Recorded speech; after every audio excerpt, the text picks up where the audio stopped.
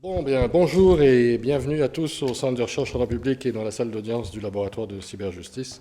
Je suis très heureux d'accueillir QG Média et Aude Lancelin pour la première d'une série de 3 conférences-émissions. C'est un très grand plaisir de pouvoir collaborer avec QG Média et de permettre aux auditrices et auditeurs d'avoir accès à des personnes qui pensent le réel hors de la langue de bois dont les médias dits de qualité nous abreuvent quotidiennement. Aujourd'hui, un débat animé par Aude Lancelin et réunissant Cole Stengler et Thibaut Biscaï autour du thème du néolibéralisme et de la démocratie. La question du périmètre exact de la démocratie et donc de la volonté populaire au regard du champ économique se pose depuis l'avènement de la démocratie libérale. Rappelons tout de même que le mot démocratie fait horreur aux révolutionnaires américains comme français, ainsi que nous le rappelle Francis Dupuy-Léry. Ce dégoût persiste encore, même s'il est évidemment masqué par les éléments de langage des classes éduquées. L'idée de permettre aux masses de s'exprimer et d'imposer une politique économique est tout bonnement inimaginable. Et par conséquent, le champ économique doit être à l'abri des palinodies démocratiques. Cette mise hors démocratie du champ économique n'est évidemment pas sans soulever une contradiction intrinsèque du libéralisme et conduit à des alliances de prime abord étranges lorsque la volonté populaire décide de s'emparer ou est sur le point de s'emparer de la décision économique. Le capital est alors prêt à toutes les compromissions pour éviter cette fâcheuse situation qui, pourtant, est au cœur de l'éthos démocratique, tel qu'on nous le présente, c'est-à-dire la prise en main, en principe, de son destin par un peuple. La démocratie peut devenir alors autoritaire. Je n'en dirai pas plus, car cette question sera l'une de celles que vont aborder Aude Lancelin avec ses invités, Thibaut et Cole. Je termine en remerciant Cole Stengler d'avoir accepté de participer à cette conférence, cette émission. Je suis très sensible à sa venue parmi nous. Noam Chomsky, que nous connaissons bien, sévère critique des médias dits de qualité depuis plus d'une trentaine d'années, disait, c'était très amusant, que le Financial Times était un des seuls journaux à dire le réel, car les businessmen ne peuvent se satisfaire, dis-je, de la propagande et de la désinformation auxquelles le lecteur ou l'éditeur est chaque jour confronté. Ils doivent prendre des décisions qui ont des incidences. Si Noam Chomsky avait à réfléchir à nouveau à la question, son jugement serait sans aucun doute le même, peut-être même plus sévère encore, car la situation de la presse a empiré en fait. Mais il mentionnerait sans doute cette exception heureuse que constitue QG Média, son indépendance et sa volonté de dire le réel. Pour ça, je les remercie. Merci beaucoup. Bonjour à tous. On se retrouve aujourd'hui, non pas dans le studio habituel de QG Média à Paris, porte de Clignancourt, mais à l'Université de Montréal, au laboratoire de cyberjustice, plus exactement dans le cadre du partenariat que nous avons initié entre nos deux structures. Avant toute chose, je voudrais remercier vivement Karim Benyeklef, le grand patron du lieu qui vient de s'exprimer, un observateur avisé des vicissitudes de la vie politique et intellectuelle française. Merci Karim, merci pour ta confiance qui vient appuyer les efforts de notre média en ligne QG dans son combat en France contre la dévastation du monde de l'information et de l'intelligence par les puissances d'argent. Je reprends les mots exacts du Conseil national de la résistance, des fameuses ordonnances sur la presse de 1944, ce qui va directement nous amener d'ailleurs au sujet du jour. On commence en effet cette semaine à Montréal pour QG avec une rencontre autour de nos démocraties occidentales malades et du néofascisme qui est en train de venir taper à leur porte. Des deux côtés de l'Atlantique, peut-être, c'est ce que nous allons essayer de déterminer aujourd'hui. Le terme de néofascisme sera bien sûr aussi à préciser, à justifier, ce que nous ferons dans la discussion qui va suivre dans quelques minutes. Je vais tout d'abord, bien sûr, vous présenter les deux garçons qui sont à côté de moi aujourd'hui pour cette discussion. Et tout d'abord, Cole Stengler, bonjour. Bonjour. Cole, vous êtes journaliste franco-américain, vous êtes basé à Marseille depuis 2 ans. Vous êtes spécialisé dans les questions politiques et sociales. Vous avez publié un essai Paris is not dead chez l'éditeur américain The New Press en 2023, qui n'est pas encore traduit en français. Donc je lance un appel aux éditeurs, un essai sur la gentrification de Paris avec une thèse très originale, me semble-t-il. On pourra peut-être en dire un petit mot tout à l'heure. Vous êtes correspondant en France pour de nombreux médias anglo-saxons, The Nation, The Jacobin, The New York Times et beaucoup d'autres. Et vous travaillez actuellement sur un essai sur la crise de la démocratie aux États-Unis. Merci d'être avec nous à Montréal aujourd'hui. Merci à vous. Avec nous également Thibaut Biscaï. Bonjour. Thibaut, vous êtes docteur en sciences politiques, chercheur postdoctoral au Centre de recherche en droit public de l'Université de Montréal et vous êtes collaborateur régulier de notre média QG. Vous êtes notamment l'auteur d'une vaste enquête intellectuelle en 2 volets que nous avons publiée déjà il y a un certain temps. C'était en 2020-2021. Oui, 2022, je crois. Et qui s'intitulait « Généalogie inquiète du macronisme ». On y reviendra, on citera même quelques phrases de ce texte absolument prémonitoire qui vraiment annonçait la situation que nous sommes en train de vivre aujourd'hui en France. Donc tout de suite, on va passer à l'échange. Je voulais commencer par une citation d'un auteur qui est Camus, Albert Camus, hein, pas Renaud Camus, même si Albert Camus lui aussi est devenu un auteur de plus en plus apprécié hein, des conservateurs français depuis une vingtaine d'années. Mais Camus disait la chose suivante. Faites attention, quand une démocratie est malade, le fascisme vient à son chevet, mais ce n'est pas pour prendre de ses nouvelles.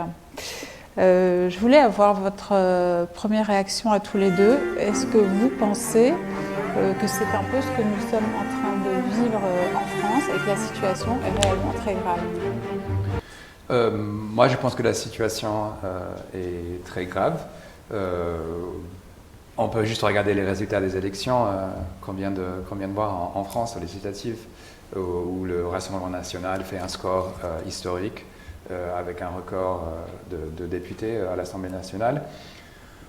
Et donc, ça veut dire concrètement qu'il y a des millions et des millions de citoyens français qui sont attirés par le message de ce parti qui est un parti d'extrême droite, qui a des origines proche du fascisme, du néofascisme, mais qui est un parti d'extrême droite. Et je pense que c'est extrêmement inquiétant, le résultat de ces élections. Ce qui est aussi encore plus inquiétant, peut-être on aura l'occasion d'en parler, c'est ce nouveau gouvernement qui vient d'être nommé, avec le soutien plus ou moins implicite, informel pour l'instant, du Rassemblement national, un gouvernement mené par la droite dure, peut-être le gouvernement le plus à droite dans l'histoire de la Ve République à discuter. Et donc tout ça m'inquiète beaucoup et c'est le produit aussi d'une énorme frustration démocratique et aussi le produit de ce message du Rassemblement national qui continue à trouver du soutien en France, et c'est très inquiétant. Thibaut. Oui, je voudrais peut-être expliciter cette relation entre le fascisme et la démocratie, à laquelle la citation de Camus fait référence. Il est vrai que le fascisme, en général, se développe dans un moment où la démocratie est en dégénérescence. Mais il faut voir de quelle démocratie on parle, peut-être. Démocratie parlementaire ou démocratie sociale. Puisque si on regarde les exemples historiques, que sont le fascisme italien et le fascisme allemand, le nazisme, on était à chaque fois dans des moments de démocratie où la démocratie parlementaire était extrêmement malmenée, où elle était violentée, où les partis eux-mêmes étaient désintégrés en cliques, en factions. Et dans le même temps, on avait pour autant une démocratie sociale très vive, avec des travailleurs qui avaient pris conscience de leur pouvoir dans la société, qui avaient dénaturalisé un peu les rapports de production, qui avaient compris que c'était possible de changer les choses. Et le fascisme est arrivé comme un recours des classes bourgeoises, des classes possédantes, pour essayer justement de contrer cette montée progressive des peuples sur la marge de l'histoire. Et dans le cadre italien, eh bien, c'est par exemple, voilà, on avait par exemple, juste avant l'arrivée au pouvoir de Mussolini, même pas 2 ans avant, le Biennio Rosso, qui était l'un des mouvements sociaux les plus réussis du XXe siècle, où les occupations d'usines ont été très puissantes. On a des gens comme Gramsci, Togliatti, qui étaient organisés d'un point de vue intellectuel, avec des journaux, l'Ordine Nuovo et tout ça, qui avaient réussi à faire que les travailleurs étaient en coalition. Ça n'a pas été réprimé dans le sang par le gouvernement de l'époque, Giulotti, mais pour autant, les patrons se sont ensuite organisés, et c'est les milices fascistes qui sont ensuite allées casser du syndicaliste, du travailleur, et tout ça a, au final, évolué vers la marche sur Rome 2 ans plus tard. Donc il faut voir de la démocratie parlementaire, elle est souvent très abîmée quand le fascisme arrive, mais la démocratie sociale, elle est souvent vive, et c'est justement ce dont ont peur les possédants dans ces cas.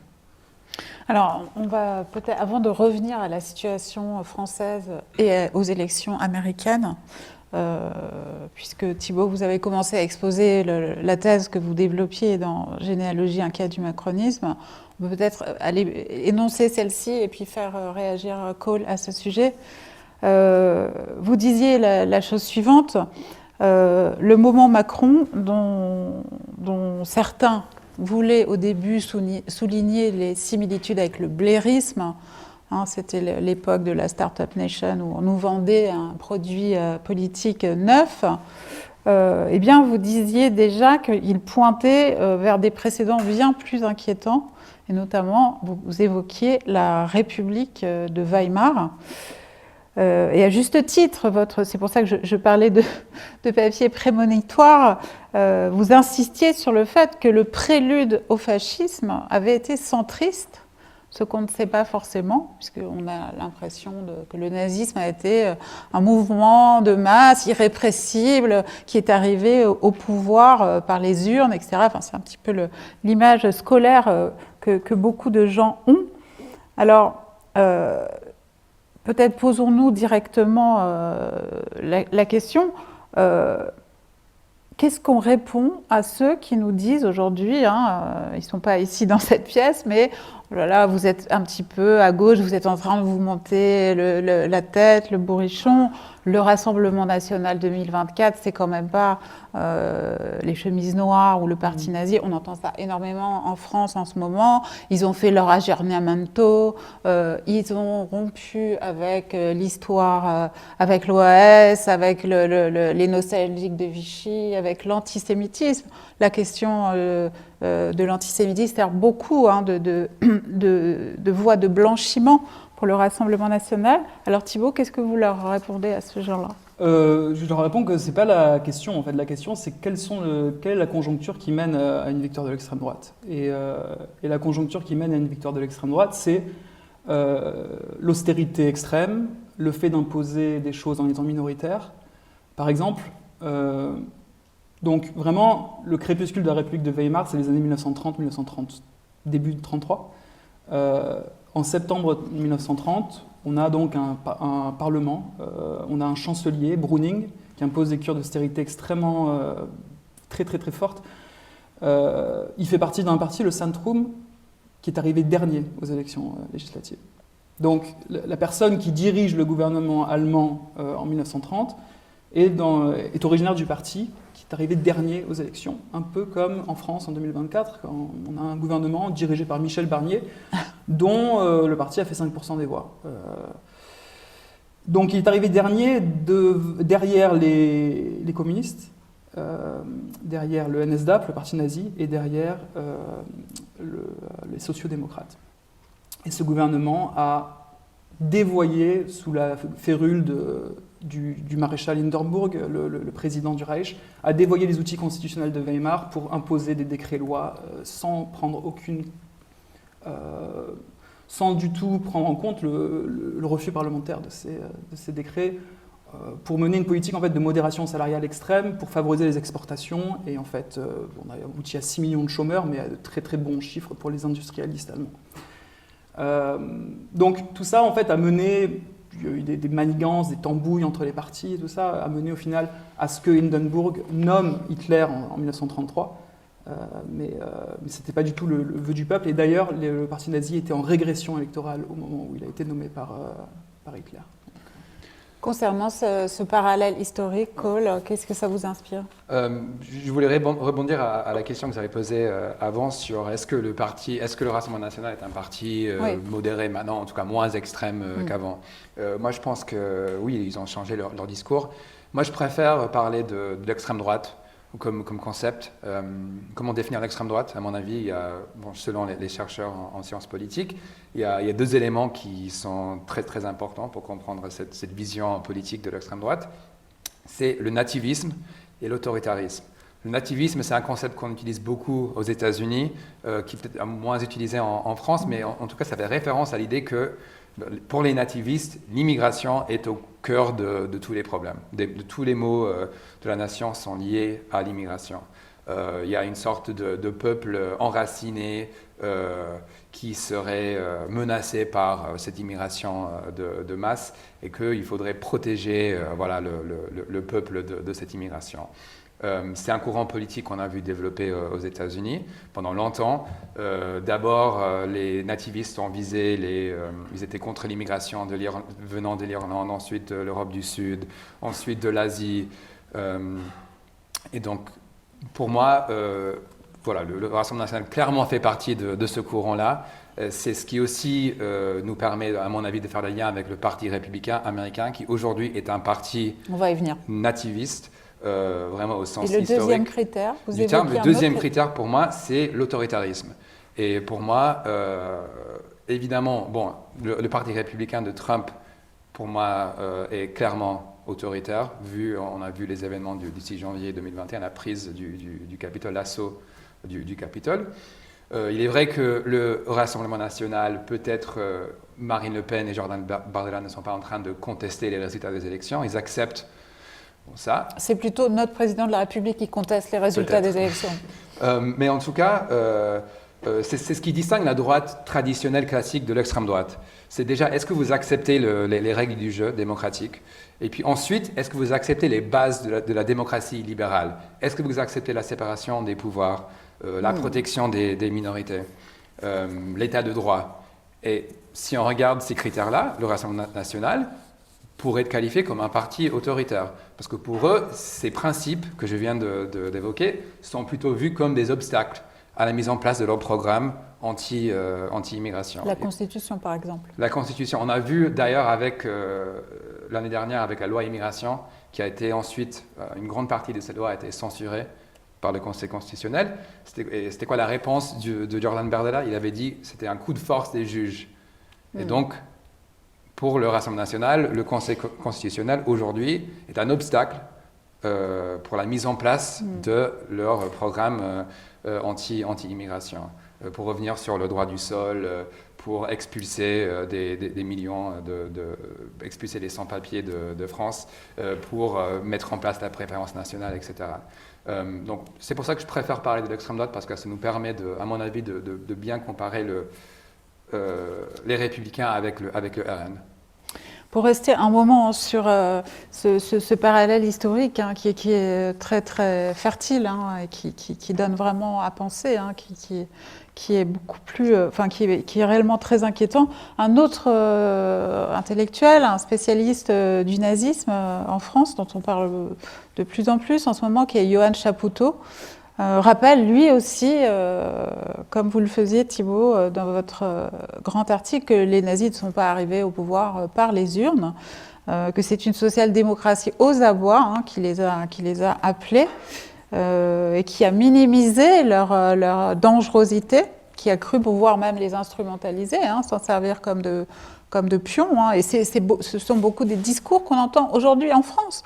Tout l'été, des gens ont expliqué qu'il fallait donner le plus vite possible le pouvoir au Rassemblement national pour qu'ils se grillent, pour qu'ils se ridiculisent, parce qu'ils n'ont pas les cadres adéquats et qu'on en serait rapidement débarrassé. Il faut savoir que cette histoire-là, en fait, elle a déjà eu lieu, malheureusement. Et je vais citer, pour avoir votre réaction à tous les deux, Parce que Yoann Chapoutot a fait un grand papier justement à l'occasion des législatives cet été dans le Monde diplomatique pour faire ce genre de rappel historique. Et je vais rappeler le début, le résumé de son article pour avoir cette base de discussion ensemble. L'article disait la chose suivante. Contrairement à une idée reçue, Adolf Hitler n'est pas arrivé au pouvoir par les urnes. Dans un contexte de crise parlementaire, répétition, et de panique morale orchestrée par une presse aux ordres, d'un magnat d'extrême droite, ce fut le résultat d'intrigues menées par des industriels et des banquiers. Tous entendaient casser l'élan électoral de la gauche et abattre l'État social. Alors c'est vrai que les similitudes avec la situation que nous sommes en train de vivre en France sont particulièrement frappantes. Est-ce que vous pourriez les développer ? Juste un mot avant de développer les similitudes sur le fait que... Et le rôle de la presse aussi. Ouais, on va en parler, mais sur le fait que, soi-disant, ce serait une bonne solution d'avoir le RN au pouvoir pour justement montrer leur incapacité, le fait qu'ils ne soient pas au niveau, quoi. En fait, la meilleure manière de donner des financements et de permettre à un parti d'avoir des cadres, c'est de les faire lire. Parce que surtout en France, on est dans un système où au plus vous avez d'élus, au plus vous avez de financement. Donc le parti va en fait avoir les moyens matériels de former des cadres et les moyens matériels de former de plus en plus de militants aussi. Donc faire élire des gens pour avoir l'idée potentielle de les faire échouer, c'est extrêmement dangereux. D'autant que ce sont de genres de paroles qu'on entend de la part de gens qui n'ont peut-être pas grand-chose à craindre du Rassemblement national, étant donné peut-être leur couleur de peau ou le lieu où ils vivent. Ce serait prendre un énorme danger pour beaucoup de monde, je pense.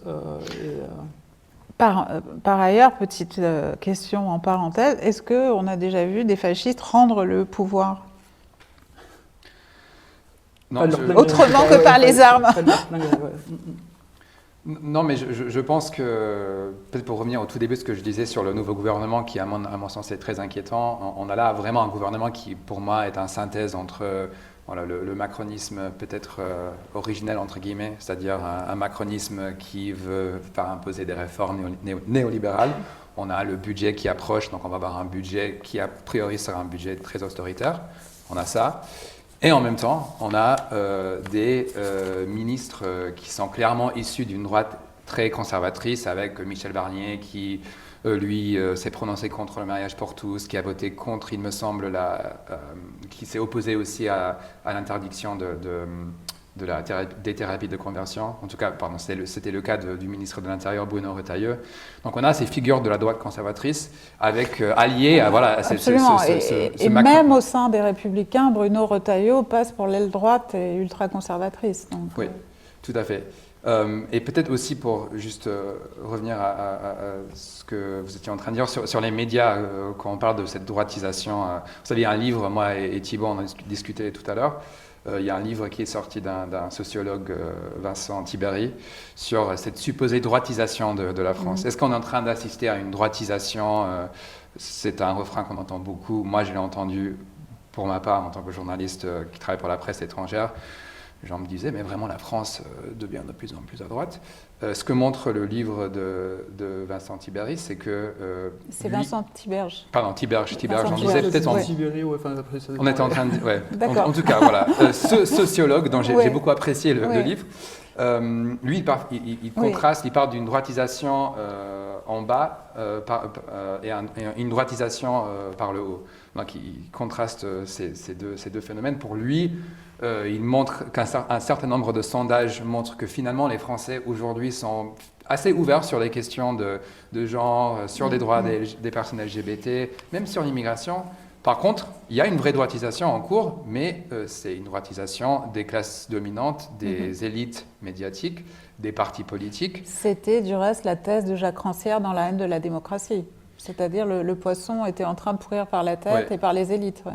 Et c'est assez frappant le rôle des médias. Vous savez, là, juste avant de venir à cette conférence, j'ai refait un petit test, parce que c'est le journaliste Christophe Douvoubé qui couvre les États-Unis pour l'Humanité. On a fait une conférence une fois à la Fête de l'Humanité. Et il a regardé combien de fois le Figaro avait, combien d'articles étaient consacrés à l'idée au terme du wokisme, voilà, l'idée du woke et du wokisme. Donc voilà, avant de venir aujourd'hui, je suis allé sur le site du Figaro et j'ai mis wokisme juste par curiosité. Donc sur l'année dernière, et il y avait 495 articles dans un an. Ça veut dire le Figaro fait 1,3 articles par jour qui contiennent le mot wokisme. Donc c'est une véritable obsession. D'ailleurs, je pense qu'on ne devrait pas... Sans parler du groupe Bolloré. Oui, voilà, ça c'est pour donner un autre exemple, parce qu'on pourrait évidemment parler de CNews. On va en parler, D'accord, je pense que c'est important. Oui, tout à fait. Mais ça, c'est juste pour le petite anecdote. C'est une véritable obsession, le wokisme. Et même les médias qui sont réputés, qui sont plus sérieux, d'ailleurs, le Figaro est un média plus sérieux, ils véhiculent... des idées qui sont clairement des idées liées à la droite et à l'extrême droite en France aujourd'hui. Alors, et au niveau du parallèle, donc avec la transition République de Weimar, centrisme dégénéré vers le fascisme. Vous savez, je ne suis pas sûr de vouloir me prononcer faire des parallèles historiques. Mais c'est vrai que ce qui est sûr, c'est que dans des moments de crise, l'extrême droite, historiquement, a pu en profiter, et je pense que c'est ce qu'on voit aujourd'hui en France. Comment dire, parce que j'ai pas envie non plus de trop critiquer la thèse de Vincent Tiberi, mais quand même, il faut admettre, il faut reconnaître le fait qu'il y a un score record du Front National, du Rassemblement National. Et je pense qu'à gauche, il y a peut-être une tendance à vouloir le sous-estimer, le négliger, voilà, mais c'est un fait réel. Et je pense qu'il faut accepter qu'il y a une vraie base de soutien qui maintenant est une base transclasse, j'ai envie de dire. On a une base populaire avec des ouvriers, des employés qui votent pour le RN, mais on a aussi une part de la bourgeoisie, des électeurs qui avant votaient historiquement pour les Républicains, qui maintenant se disent je vais voter pour le parti qui a le plus de chances d'arriver au pouvoir, en l'occurrence le RN. Ce que j'ai vu dans mes reportages... C'est la différence de la période que nous vivons, c'est-à-dire que le Rassemblement National est devenu le parti de droite, et même des gens qui, auparavant, peut-être auraient eu un mouvement de recul, parient sur lui de façon assez décomplexée maintenant, et le disent même. On a vu ça sur les réseaux sociaux pendant les législatives. Des gens tombaient le masque... C'était très impressionnant.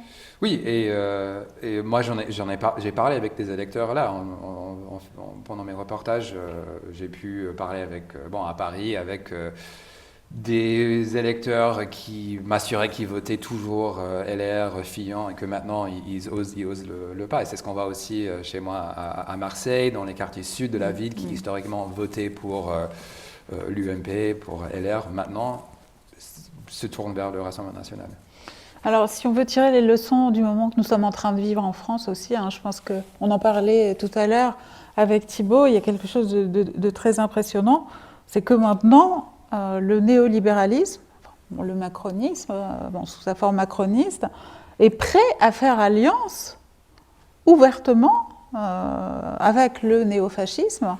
Ce qui est très, très impressionnant, parce qu'en réalité, depuis les deux dernières présidentielles, 2017-2022, le néofascisme était l'assurance vie du macronisme, à savoir, on menait des politiques fiscales extraordinairement favorables aux plus riches, on saccageait les services publics, mais au moment du vote ultime, on disait aux sociodémocrates, aux professeurs de tout le pays d'aller voter contre l'extrême droite.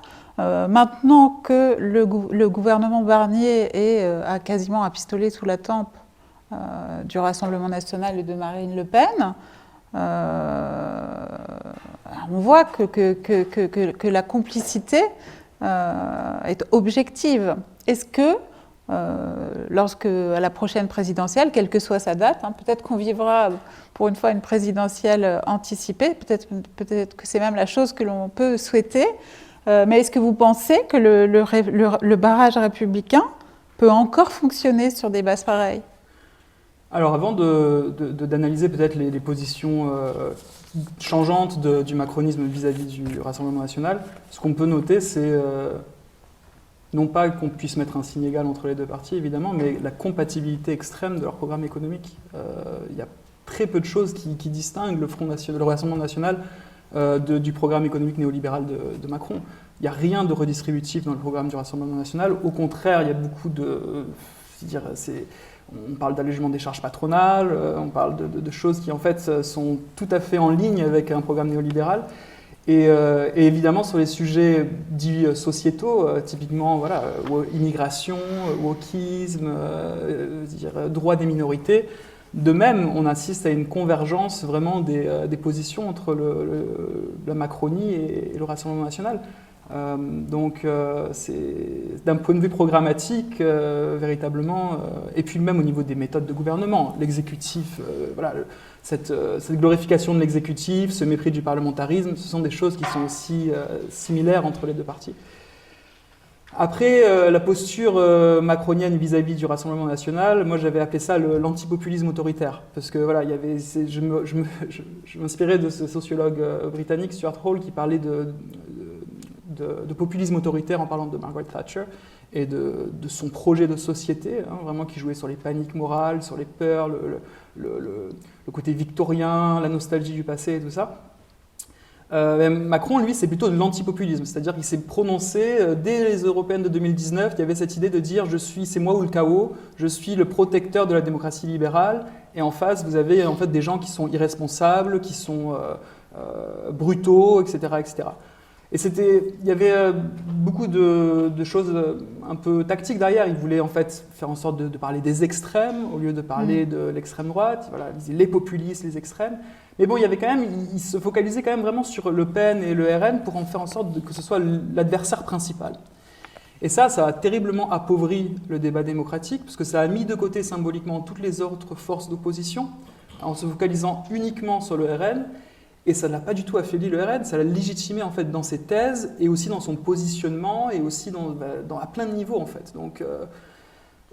Donc ça c'était vraiment pendant le premier quinquennat, et puis depuis 2021 on peut assister vraiment à on l'a eu avec Jean-Michel Blanquer ou avec Frédéric Vidal qui déjà faisait cette offensive sur l'islamo-gauchisme à l'université, etc. Là on a commencé vraiment à voir ce glissement sémantique, rhétorique vers l'extrême droite. Qui est tout aussi inefficace en fait. Macron, en fait, comme Macron a fait sa carrière politique sur la cooptation depuis le tout début, depuis 2017, il a cru penser qu'il allait pouvoir coopter en fait des gens à l'extrême droite également dans son parti. C'est une erreur. Et aujourd'hui, on voit vraiment les limites de cette cooptation systématique puisqu'il est forcé à la coalition. En fait. Donc, il y a même des raisons légitime de penser que Macron, en décrétant cette dissolution au plus haut de la vague RN, juste après les européennes, souhaitait une cohabitation avec le Rassemblement national. Est-ce que c'est, Cole, votre interprétation ? Et est-ce que, là encore, on n'est pas en train de voir une leçon du moment incroyable, à savoir que le néolibéralisme radicalisé est prêt à faire une alliance avec le néofascisme et qu'il ne laisse pas une seule miette à la social-démocratie. La meilleure preuve de ça étant qu'il a refusé, contrairement à tous les usages républicains, de nommer un Premier ministre de gauche. Alors, je ne sais pas exactement ce que pense Emmanuel Macron. J'ai essayé d'arrêter de réfléchir à ce qu'il pense réellement lui-même quand il fait ses choix politiques. Mais ce qui est clair, en tout cas c'est ce qu'a montré un certain nombre d'articles de presse, c'est que Emmanuel Macron a très peu participé finalement dans l'organisation de ce front républicain. C'était plutôt son Premier ministre, Gabriel Attal, qui lui avait mis de la pression sur des députés macronistes pour appeler à faire barrage contre le RN. Alors que Emmanuel Macron, a priori, selon des articles et selon ce qu'on sait, aujourd'hui, faisait très peu d'efforts et finalement voulait plutôt se retirer. C'est plutôt une position étrange pour un président de la République. Je suis d'accord, oui, avec vous pour ne pas spéculer sur ce qui se passe dans la tête d'Emmanuel Macron. De toute façon, je crois que c'est impossible de le comprendre. Mais les actes parlent d'eux-mêmes. Et c'est vrai que cette dissolution, rien ne l'y contraignait en fait. parce qu'il est toujours passé en force avec toutes sortes de 49.3. Donc, s'il l'a fait à ce moment-là, dans l'urgence, il y a forcément... C'est ce que moi j'ai essayé toujours dans mes articles pour la presse étrangère, quand on me demandait d'expliquer mais pourquoi Emmanuel Macron a fait une dissolution, pourquoi il appelle à de nouvelles élections. Je disais toujours qu'il y avait cette théorie, c'était possible, que finalement il était prêt à gouverner il voulait que le RN soit au pouvoir pour finalement, c'est ce que tu disais Thibaut tout à l'heure, pour montrer que finalement le RN est incapable, qu'ils ne sont pas prêts à gouverner, etc. etc. Donc je pense que c'est tout à fait plausible. Et oui, je pense que je m'arrêterai là. On va peut-être parler un petit peu des États-Unis aussi, puisque c'est l'intitulé de notre conférence du jour, les parallèles ou non qu'on peut établir entre les deux situations politiques, les deux moments électoraux particulièrement exacerbés qu'on est en train de vivre. D'abord, je voulais vous demander à tous les deux, c'est pas forcément facile de répondre, mais est-ce qu'on peut vraiment esquisser un parallèle entre le Trumpisme, entre Trump comme mouvement politique et le Rassemblement national? Et est-ce qu'on peut qualifier les deux, pour le Rassemblement national, on vient de le faire, mais est-ce qu'on peut rattacher le Trumpisme au néofascisme? Je ne sais pas qui veut commencer. Peut-être moi je pourrais commencer. Moi j'ai aucun problème à faire des parallèles entre le RN et le Parti républicain. Comme je disais, je trouve qu'ils ont tous les deux ces bases à la fois nativisme et autoritarisme. Peut-être pour parler. Et le Rassemblement national. Et le Rassemblement national. Ouais. Ce sont des partis nativistes et autoritaires. Donc j'avais évoqué tout à l'heure le 6 janvier 2021. Ce qui est intéressant, c'est que ce côté autoritaire va beaucoup plus loin que Donald Trump. Ce même jour de l'assaut du Capitole, il y avait plus de la moitié des députés républicains à la Chambre des représentants qui ont voté contre la certification des résultats des élections présidentielles. Donc plus de la moitié des députés républicains qui ne voulaient pas accepter le fait que Joe Biden avait gagné l'élection en 2020. D'ailleurs, quand vous regardez les sondages, même aujourd'hui, je pense que l'année dernière, il y avait 7 électeurs républicains sur 10 qui pensent que la victoire de Joe Biden n'était pas une victoire légitime en 2020. Donc vous avez une base, vous avez des élus qui n'acceptent pas le fait qu'ils ont perdu une élection. Et puis en regardant le programme du Parti républicain, c'est clairement un programme nativiste et autoritaire. Le premier point évoqué dans le programme du parti, qui était approuvé au Congrès, à la Convention, c'est l'expulsion des immigrés sans papier des États-Unis, et Donald Trump propose d'organiser cette expulsion avec l'armée. Donc on a quand même on a atteint un niveau qui, j'ai envie de dire, presque sans précédent aux États-Unis. Donald Trump estime qu'il y a 18 millions d'immigrés qu'il faudrait expulser des États-Unis avec l'aide de l'armée. Voilà. Et aujourd'hui, il pourrait très facilement gagner les élections. Donc, non, pour moi, il n'y a aucun problème à appeler le Parti républicain un parti d'extrême droite. Évidemment, il y a des nuances, des débats, même au sein du parti qui continuent, mais c'est un parti qui s'est radicalisé. Et dans les deux pays, on a vu ce phénomène-là, une radicalisation des électeurs de droite dans les deux sens. Thibaut, est-ce qu'on peut rapprocher le Rassemblement national du Trumpisme? Déjà, j'aimerais bien dire que le Trumpisme, je pense, peut mériter le qualificatif de néofascisme. J'en suis convaincu parce qu'il est bâti. Quels sont les critères pour vous alors? Le mensonge, l'outrance, le recours à la violence, l'encouragement à la violence, une pensée civilisationnelle qui va classer les êtres humains. Je pense que pendant le débat Trump-Harris d'il y a 2 semaines, le fait d'avoir dit, par exemple, que les immigrés haïtiens à Springfield, Ohio, mangeaient les chats et les chiens des habitants, on arrive à quelque chose d'animalisant et de déshumanisant qui, en fait, rappelle vraiment le vocabulaire qui était employé en d'autres temps à destination des Juifs, à l'encontre des Juifs. Je veux dire, c'est quelque chose de vraiment très, très qui donne la nausée là-dedans.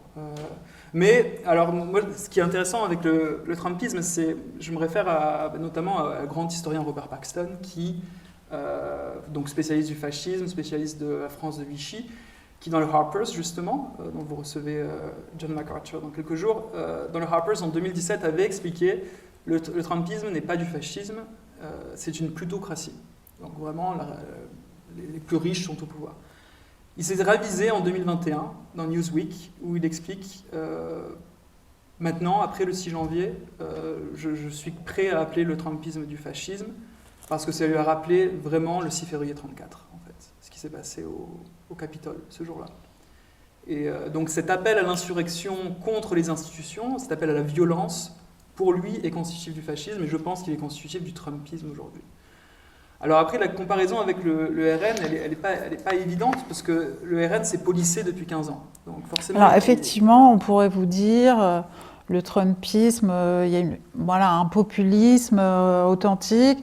Le Rassemblement national joue la carte de la respectabilité bourgeoise droitière aujourd'hui. Même si malheureusement, il est élu par des classes très populaires, voire très pauvres. Pas que. Et il ne sert pas leurs intérêts, absolument pas à l'Assemblée nationale. Mais en tout cas, dans son expression publique et dans sa sociabilité nouvelle, c'est de plus en plus un parti bourgeois. Oui, c'est vrai, et il a joué sur la respectabilité, mais par exemple, ce qui est intéressant, c'est de voir, quand, par exemple, on a eu l'irruption, je pense, et là on peut peut-être avoir plus de consensus sur ce personnage-là, mais l'irruption de Zemmour, d'Éric Zemmour à la présidentielle de 2022. Je pense qu'on peut qualifier Zemmour de néofasciste dans sa rhétorique, dans son programme. Vraiment, il y avait cet aspect civilisationnel, il y avait cet aspect de... Fasciste même. Oui, fasciste même. Après, fasciste, on dit beaucoup, les historiens disent c'est vraiment l'entre-deux-guerres, etc. Bon, après, c'est pour ça que j'utilise le néologisme néo. Mais c'était intéressant de remarquer la fongibilité des cadres du Rassemblement national qui sont passés chez Zemmour. On en a quand même eu beaucoup. Il y a eu Gilbert Collard, il y a eu Marion Maréchal, il y a eu De Saint-Affrique, Jérôme Rivière, des gens qui étaient quand même assez bien placés dans le parti, qui sont de manière tout à fait fluide, se sont en fait fondus dans le zémourisme. Mais il y a une extrême proximité en réalité. Exactement. C'est bien pour ça que je pense qu'on a peut-être tort de se... Ils ont été séparés par l'ambition plus que par l'idéologie. Même, on a eu le parallèle avec Maigret aussi, dans les années 2000, c'était à peu près ça aussi. Donc, il ne faudrait pas aller trop vite en besogne en pensant que le Rassemblement national s'est vraiment débarrassé de ses racines qui sont, elles, néofascistes pour de vrai, avec l'OAS, avec Ordre Nouveau, etc. Le parallélisme, ensuite, oui, c'est un vote de colère, c'est sûr, mais c'est aussi, je pense, dans les deux pays, un vote petit bourgeois. Et il y a une peur du déclassement dans ces classes vraiment moyennes qui sont à la limite de tomber vraiment dans la pauvreté, qui ont peu d'assurance sociale, etc. Et aux États-Unis, c'est plus le secteur extractif notamment qui a aussi beaucoup de gens. Alors, je réagis sur votre terme petit bourgeois. Pour le Rassemblement national, il y a quand même en France, on peut en discuter, mais une dominante ouvrière très, très importante. Je rappelle les chiffres qui sont impressionnants aux dernières législatives et qui d'ailleurs esquissent toute la reconquête qui va être extrêmement difficile pour la gauche à venir. Aux législatives, 57% des ouvriers ont voté Rassemblement national, 21% seulement pour la gauche. Je rappelle qu'en 1981, ils étaient 80% à voter pour le Parti socialiste. J'aimerais avoir votre regard à tous les deux. Oui. Je pense que le Parti républicain aux États-Unis est aussi un parti avec une coalition transclasse avec une vraie base, une base petit bourgeoise. Vous savez, aux États-Unis, les partis politiques sont immenses. C'est pas comme en Europe. On a des grandes coalitions et on n'a que deux partis. Donc le Parti républicain aux États-Unis rassemble une vaste coalition. Il y a à la fois effectivement des gens qu'on pourrait qualifier comme petits bourgeois, des entrepreneurs qui votent républicains, qui continuent à voter républicain même avec Donald Trump. Mais en même temps, il y a une base populaire qui est de plus en plus importante. Il y a une division, une fracture qui devient de plus en plus importante aux États-Unis. C'est le vote c'est le rôle du diplôme dans le vote. C'est-à-dire les diplômés vont voter de plus en plus démocrates, les personnes non diplômées vont voter plus républicains. Et donc, en France aussi, vous le savez, les chiffres sont écrasants. Oui, ce qui n'est pas une façon parfaite de traduire non plus la notion de classe, mais en tout cas, ça nous donne une idée, parce que la classe aussi, c'est lié à sa position dans des rapports de production et tout. Mais en tout cas, il y a une vraie base populaire du Parti républicain qu'il ne faut pas négliger non plus. Et ça, je ne sais pas si on aura l'occasion de parler un peu de la gauche, mais c'est aussi la responsabilité de la gauche. Le fait d'avoir perdu une base populaire historique, et je pense aux électeurs avec qui j'ai parlé en reportage cet été en Virginie occidentale. C'est un État qui était un État où historiquement très lié aux mines de charbon, au syndicalisme, qui dans les années 90 votait plus démocrate que la Californie, dans les années 90. Aujourd'hui, est devenu bastion du Trumpisme. Et je suis désolé, mais les électeurs qui votent Trump en Virginie occidentale ne sont pas riches, ils ne sont même pas petits bourgeois. C'est un des États les plus pauvres des États-Unis. Et pourtant, ils votent pour un parti qui, visiblement, n'a pas grand-chose à leur proposer. Donc, voilà, je pense à la gauche de répondre à cet énorme problème. Si Thibault est d'accord, je veux bien qu'on parle effectivement à un moment de la gauche, puisque toute la question justement de notre débat, c'est comment le néolibéralisme a finalement engendré le néofascisme. C'est vrai que la gauche a une responsabilité énorme avec son tournant néolibéral, dont on a fait beaucoup l'histoire. Mais moi, j'aimerais qu'on s'intéresse, qu'on essaie de se projeter sur les moyens de la reconquête, parce que je pense que sur l'historique, on sera tous d'accord sur les trahisons du Parti socialiste, le tournant de la rigueur, Jospin, les privatisations massives, etc., jusqu'à François Hollande et finalement l'accouchement du banquier d'affaires président de gauche, puisque c'est comme ça qu'il se présentait au début. Mais sur les moyens de la reconquête, d'ailleurs, j'ai vu que vous aviez écrit un article à ce sujet, Cole, sur le débat actuel qui traverse la gauche entre François Ruffin, un député de Picardie, et la direction de la France insoumise. Je rappelle un petit peu les faits pour ceux qui n'auraient pas suivi, mais François Ruffin a quitté pendant les législatives précipitées la France insoumise. Il a un conflit de personnes, mais un conflit de ligne politique avec la France insoumise. Il est revenu sur ce conflit dans un long texte publié suite à la fête de l'Humanité où il a été sifflé, malmené, traité très durement par les militants de la France insoumise qui étaient présents. Lui considère que la gauche ne mène pas le combat de reconquête dans les territoires ruraux notamment, qu'elle s'est concentrée sur la jeunesse et les quartiers populaires. Évidemment, ce constat-là n'est pas accepté par Jean-Luc Mélenchon et les siens. J'aimerais qu'on en discute un petit peu, si vous voulez, que vous donniez votre sentiment sur le diagnostic qui est posé par François Ruffin. Est-ce que les termes du débat et du défi, surtout, qui s'offre maintenant à la gauche dans les dizaines d'années à venir, est posé correctement ou pas ? Je pense que déjà, il faut accepter juste les faits qui sont devant nous.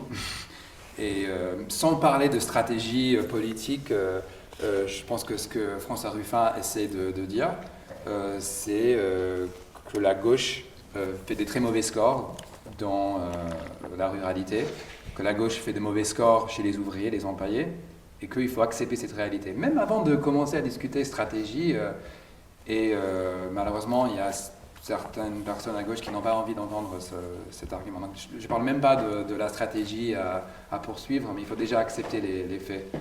Et peut-être, avant de laisser la parole à Thibault, je vais aussi répondre en parlant des États-Unis.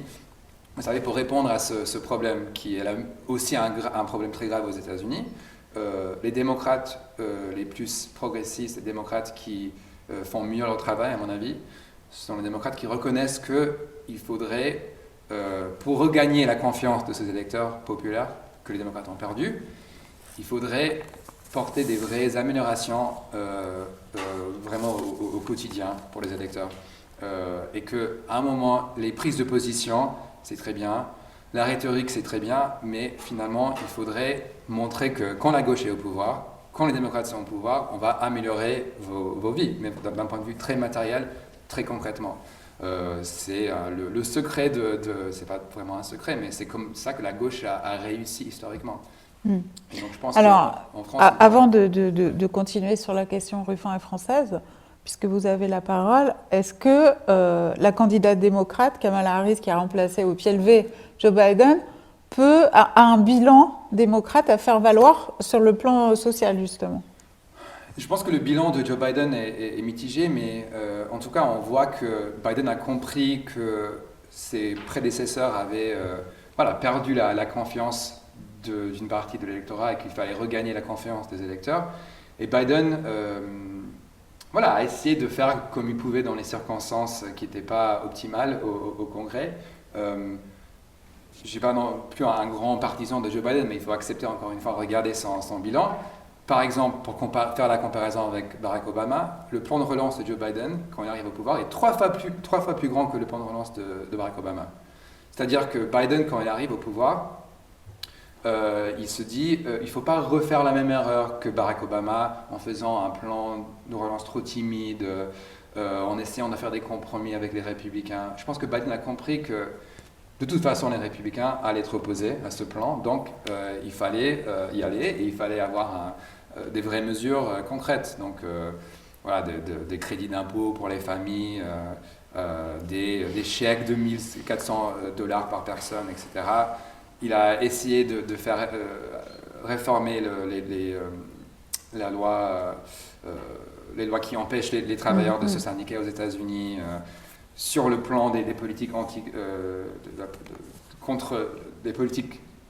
contre les monopoles, contre les pratiques anticoncurrentielles, Biden a essayé de faire des choses. Donc, il a essayé. Le problème, c'est que, pour revenir à ce que je disais au début, les preuves, il y a des intentions, mais on attend toujours les résultats concrets de ces politiques. Il avait du mal à faire approuver des lois au Congrès, bloquées par les républicains. Tous les politiques anticoncurrentielles, contre les pratiques anticoncurrentielles, ça prend du temps. Et donc, les électeurs, ils se disent, il y a un taux d'inflation important, je continue à avoir du mal à payer mon loyer, je ne peux pas avoir un crédit immobilier. Et donc, dans les faits, c'est un bilan mitigé. Alors, on va revenir aux élections américaines et au personnage de Kamala Harris, à son programme, parce qu'il y a une curiosité dans le public français à cet égard. On est assez mal informé sur ce que... Aux États-Unis aussi, peut-être, oui, c'est vrai qu'elle a surgi rapidement dans le champ de vision. Mais d'abord, j'aimerais avoir la réaction de Thibaut, bien sûr, sur ce conflit maintenant qui traverse la gauche en France, sur la ligne qui oppose Ruffin à la direction de la France Insoumise. J'ai peu de choses à dire sur le conflit au sein de la France Insoumise, sinon que... Sur la ligne qui est quand même... Ouais. Une question de fond pour le coup. Oui, non, bien sûr. C'est pas... Mais dans les médias, on essaie de présenter ça comme des affaires d'ambition ou de personnes. C'est vraiment une question de ligne, à mes yeux en tout cas. C'est une question extrêmement sérieuse. Oui, c'est la place de l'universalisme en fait, au sein des coalitions, des forces de gauche. Est-ce qu'on doit aller vers parler à chacun, ou est-ce qu'on doit parler à des segments de population? Et je pense que ça a en fait choqué beaucoup de monde que LFI, par exemple, fasse toute sa campagne des européennes sur le sujet de Gaza, qui est on ne peut plus important, mais c'est compliqué d'avoir juste ce positionnement-là et de proposer assez peu de choses, en fait, en tout cas d'un point de vue rhétorique, en tout cas en parlant aux électeurs et tout ça, ça peut en braquer beaucoup, malheureusement.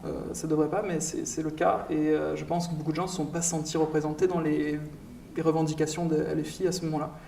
Et Ruffin a sans doute réagi un petit peu à ça aussi.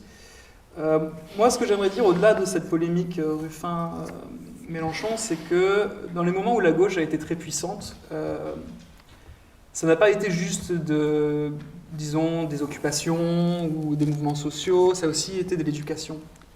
Et ça, l'éducation, la gauche actuelle, telle qu'elle est en France en tout cas, a laissé ça tomber, j'ai l'impression.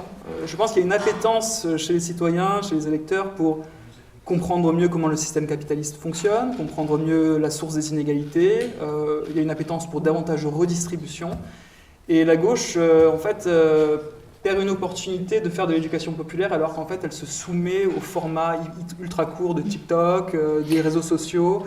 Elle n'est pas du tout dans cette prospective d'apporter la connaissance à l'électeur, donc elle ne le respecte pas vraiment en fait. C'est l'impression que j'en ai en tout cas. Tout à fait, ce que vous dites Thibault rejoint d'ailleurs cette querelle qui traverse la gauche, puisque ce que reproche François Ruffin à Jean-Luc Mélenchon précisément, c'est d'avoir dit à plusieurs reprises on n'a pas le temps de convaincre, de faire du porte-à-porte, de convaincre toute la Picardie, de la ramener à gauche, donc on se concentre sur les bassins de population où on peut faire des cartons. Et effectivement, d'ailleurs, entre 2022 et 2024, aux législatives, les députés de Seine-Saint-Denis ou de Paris Intramuros, d'ailleurs 19e arrondissement, 20e arrondissement, sont passés de scores de 52% à plus de 60% pour certains. Non, il y a un passage assez frappant dans le livre de François Ruffin où il cite Mélenchon. Je pense que c'est une interview que Mélenchon a donnée il y a quelques mois à un journal italien, la Repubblica, je pense, où il dit, en gros, la stratégie, c'est... il faut peut-être... Je pense qu'il dit... Peut-être, il faut que je cite bien Mélenchon. Je pense qu'il dit c'est pas grave si 72% de la population me déteste. Ce qui compte, c'est que j'ai mes 28%. Comme ça, alors ça, j'ignorais cette citation. Comme ça, je suis au second tour, et au second tour, on va voir qui est-ce que les gens détestent le plus, moi ou Marine Le Pen. Et je ne suis pas sûr que ce soit une très bonne stratégie électorale. Non. On peut en rigoler, mais je pense que stratégiquement, c'est un peu ça le chemin qui est proposé par Jean-Luc Mélenchon. Malheureusement, pour rebondir sur ce que vous dites, on est en réalité dans la continuité du discours de François Hollande qui avait pu dire pendant son quinquennat, perdre les ouvriers, c'est pas grave finalement. La stratégie Terra Nova finalement. Oui, sans doute. Il y a une continuité là-dedans, je la vois en tout cas. Et c'est le même, encore pour faire des liens avec les États-Unis, c'est le même défi devant la gauche américaine. C'est-à-dire, vous prenez les maires députés, enfin les députés les plus à gauche associés avec le Squad, qui sont les plus connus, et aussi Rachida Tlaib, Ilhan Omar, qui font du super travail, de l'excellent travail, qui essaient justement de reconstruire ces liens avec les classes populaires. Malheureusement, pour l'instant, ces députés les plus à gauche sont élus dans les grandes villes, dans des circonscriptions qui sont très favorables à la gauche. Et la gauche a beaucoup de mal à faire élire des gens ailleurs, dans la ruralité. Et je pense qu'il n'y a pas vraiment de recette magique. Il y a un politicien qui a essayé aussi de repérer ces liens, mais à la ruralité aux États-Unis, c'est Bernie Sanders. Et qui a fait des bons scores dans les primaires démocrates dans un certain nombre d'États qui généralement votent moins démocrates. Mais justement, il faudrait que quelqu'un reprenne le travail parce que, un peu comme en France, il faudrait un peu plus il faudrait du renouvellement en politique aussi.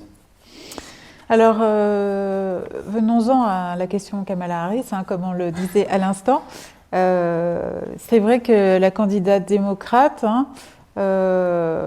telle qu'on l'aperçoit de France, on a un petit peu l'impression qu'elle surgit comme Macron en 2017-2022, à savoir, elle profite du repoussoir qu'il y a en face.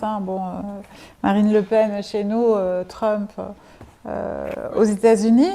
Et qu'elle est là, que son offre politique principale consiste pour les électeurs de gauche à les protéger contre l'arrivée du néofascisme. Mais est-ce qu'il y a autre chose chez elle ? Est-ce que, pour dire les choses un peu brutalement, est-ce que c'est une candidate de gauche, Kamala Harris ? En tout cas, on sait que...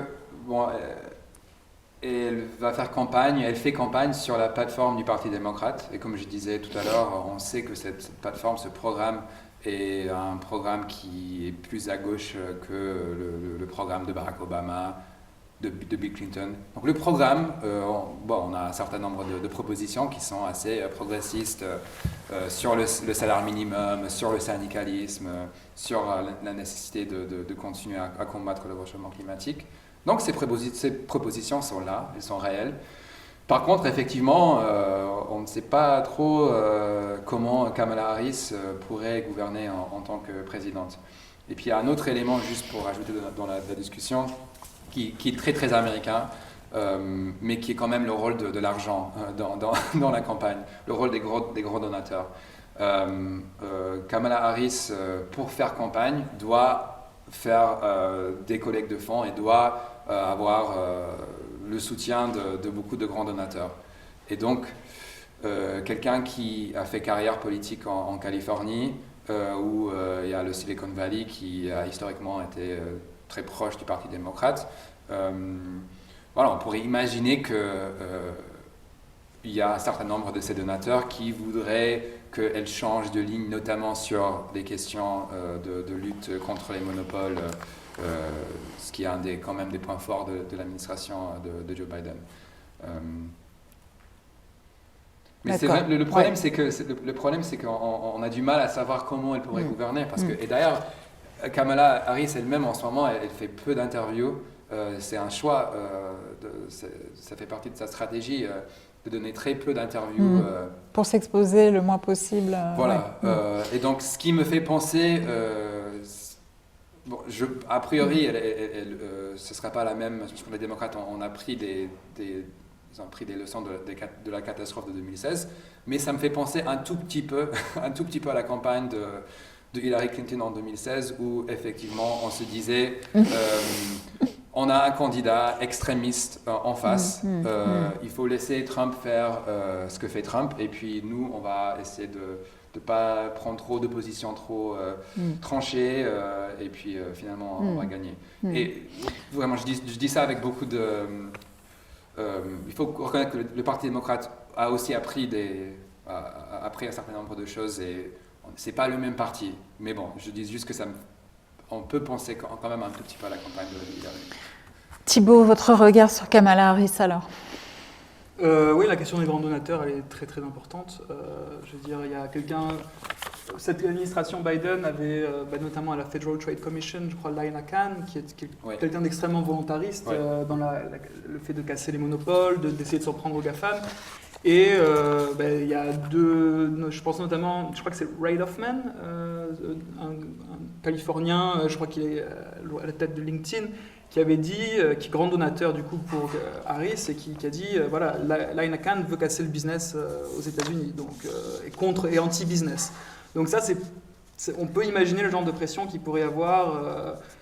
D'ailleurs, Obama a été très lenient, très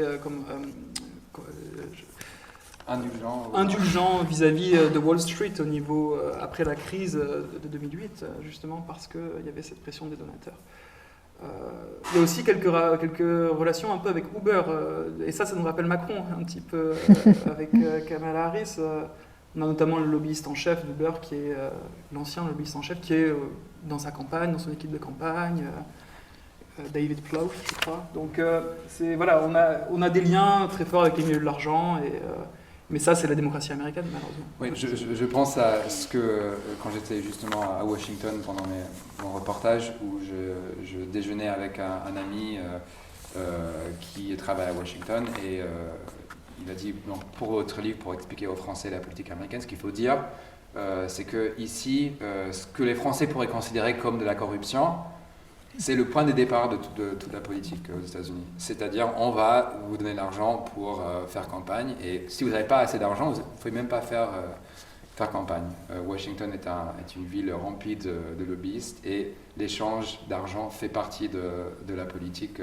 Ça fait partie du jeu politique aux États-Unis. Et ça, c'est quelque chose que, malgré tous les parallèles que j'aime faire avec la France, on est quand même très loin de ça, en tout cas aujourd'hui en France.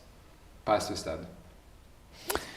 Alors pour terminer peut-être cette discussion, en revenant à la situation française, il y a une chose qui est très frappante avec ce gouvernement issu de la dissolution, pour le moins étrange, hein, puisque sa légitimité démocratique est extrêmement faible, puisque les Républicains sont le parti le plus désavoué dans les urnes par les Français, hein, ils tournent autour de 5%.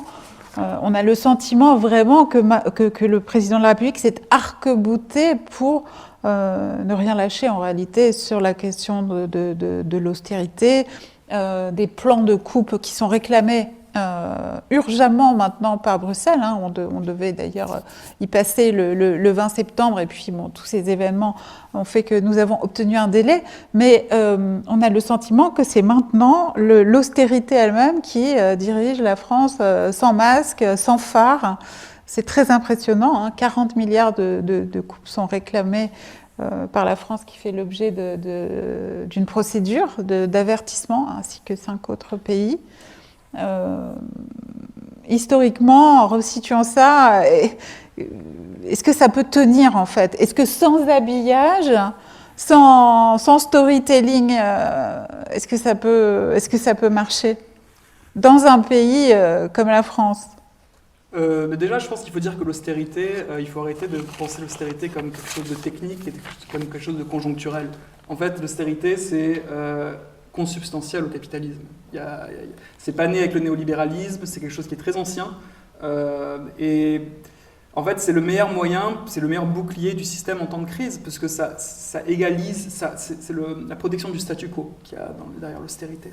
Donc on joue sur les leviers fiscaux, les leviers monétaires, les leviers industriels, pour faire en sorte que la relation capitaliste soit préservée, ne soit pas menacée ni par les obstacles réglementaires, ni par les obstacles sociaux.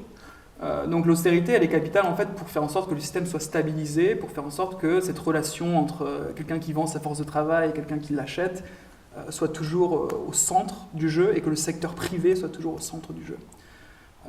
Donc ça peut prendre en fait des formes diverses, hein, mais il y a notamment cette économiste américaine Clara Mattei, italienne, qui est à New York, à New School, qui a écrit ce très beau livre Capital Order, dans lequel elle explique les années 20. Elle compare en fait la Grande-Bretagne et l'Italie, Grande-Bretagne libérale, Italie fasciste, tous les deux ont fait de l'austérité. Pourquoi ? Parce que les travailleurs, pendant la Première Guerre mondiale, ont compris, avec l'État qui a pris en charge la production, avec des salaires qui ont augmenté du fait de leur force d'organisation dans les syndicats, dans les guildes, qui ont compris en fait que le rapport capitaliste n'était pas naturel et qu'en fait on pouvait le renverser. Donc les gouvernants, libéraux comme fascistes, ont fait une austérité massive, avec des moyens différents. Mussolini a utilisé la répression syndicale, les Britanniques ont préféré de façon un peu plus indirecte de jouer sur l'outil monétaire pour faire en sorte qu'il y ait une dépression économique et que du coup les salaires soient à la baisse. Mais dans les deux cas, c'était l'idée de mater en fait toute velléité de changer de modèle économique, toute velléité de bifurquer vers quelque chose de différent de la relation capitaliste. Donc ça, l'austérité, c'est pas du tout une surprise et c'est pas Bruxelles qui impose ça, dans le sens où ça a toujours fait partie du système capitaliste et ce sera toujours l'arme qui sera utilisée pour sauvegarder le système en temps de crise. Enfin, en l'occurrence, on est quand même mis sous pression.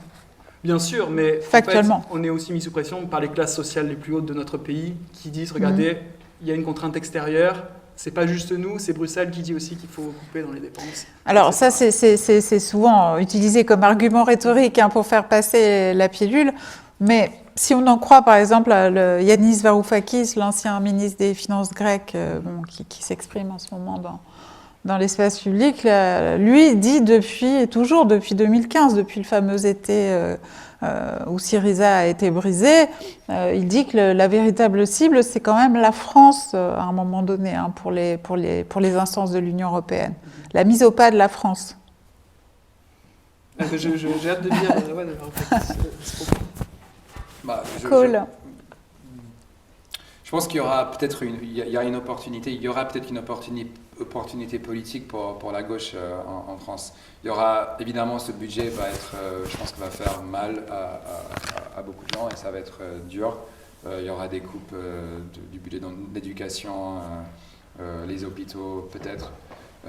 Mais en tout cas, il y a une opportunité politique aussi pour la gauche peut-être de se positionner vraiment contre ce budget et de dire finalement aux électeurs qui ont voté pour le RN, en se croyant voilà, faire un geste populiste contre les élites politiques, que finalement le RN et Macron, c'est le même combat, et que le RN et les macronistes, tous les deux, veulent, ils ont envie de faire baisser le budget de vos écoles, de vos hôpitaux, de vos services publics, etc.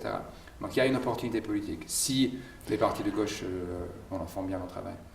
Alors effectivement, je vous rejoignez sur ce point, l'analyse qui est faite par François Ruffin, justement, qui pense que le Rassemblement national est en train de commettre une erreur stratégique majeure en servant de force d'appoint à la Macronie. Parce que, bon, même si les médias sont là un petit peu pour tamiser ces informations très crues, en fait, sur le lien RN-Macronie, tout de même, les gens se rendent compte que le RN n'est plus dans une posture d'opposition comme il a pu l'être pendant la réforme des retraites, où il jouait vraiment la carte de l'opposition frontale. Et peut-être qu'effectivement une brèche pourrait s'ouvrir à ce moment-là, qui permettrait à la gauche de s'adresser à nouveau aux classes populaires. Tout à fait, sauf qu'il y a une interprétation un peu plus sombre de ce que fait le RN maintenant, c'est-à-dire ils veulent faire alliance implicite, non dite, avec justement les élites, les Républicains et En Marche, pour éventuellement dans 1 an, dans 2 ans, quand il faudrait refaire Front républicain, qu'à ce moment-là, les forces, les macronistes et que les républicains vont se dire finalement, bon, le Rassemblement national, c'est pas si mauvais que ça, ils nous ont aidés quand même à gouverner. Est-ce qu'il ne faudrait pas peut-être faire alliance contre la gauche? C'était un peu de la spéculation, mais ça c'est une interprétation un peu plus sombre de la stratégie du Mais vous avez raison de la mentionner, parce qu'on voit que l'histoire s'accélère et plutôt vers le pire. J'espère pas. Et cette année 2024 aura été quand même une année de surprise et de décimement pour beaucoup de gens, il me semble. On a les résultats de l'émiettement et de la fragmentation que nous a donné le macronisme. Quand on joue avec les partis, en les faisant éclater, en cassant toutes les structures, il ne faut pas s'étonner que des choses pas reluisantes. En délégitimant totalement la force d'opposition de gauche, qui maintenant est présentée comme... Et le parlementarisme, de montrer que le parlementarisme, c'est de la duplicité. En jouant sur la question de l'antisémitisme aussi, à nouveau, bien sûr. Puisque ça a beaucoup joué pendant ces législatives. Pendant l'été 2024, Macron s'offrant comme rempart quasiment contre ce parti soi-disant antisémite, la France Insoumise, et refusant de leur céder la clé, ce qui dans les médias dominants était présenté comme une posture sage finalement. Merci. Merci à tous les deux. Pour prolonger cette discussion, je renvoie notamment au texte de Thibault, Généalogie inquiète du macronisme, que vous pouvez trouver en ligne sur qg.media. Et je pense que chaque lecteur appréciera la profondeur de cette analyse, qui est son caractère absolument prémonitoire. Et puis Cole, je renvoie bien sûr, pour ceux qui parlent anglais, puisqu'il n'est pas encore traduit, à votre livre sur Paris et sa gentrification. Et donc vous nuancez cette thèse de façon plutôt un petit peu optimiste. Oui, c'est pour montrer que finalement, Paris est une ville où il y a toujours eu des combats autour de cette question du droit à la ville et de la gentrification. Et il y a toujours de la résistance à Paris. Peut-être je pourrais terminer là-dessus. Espérons. Espérons, oui. Merci en tout cas. Merci à vous. Merci beaucoup. À très vite.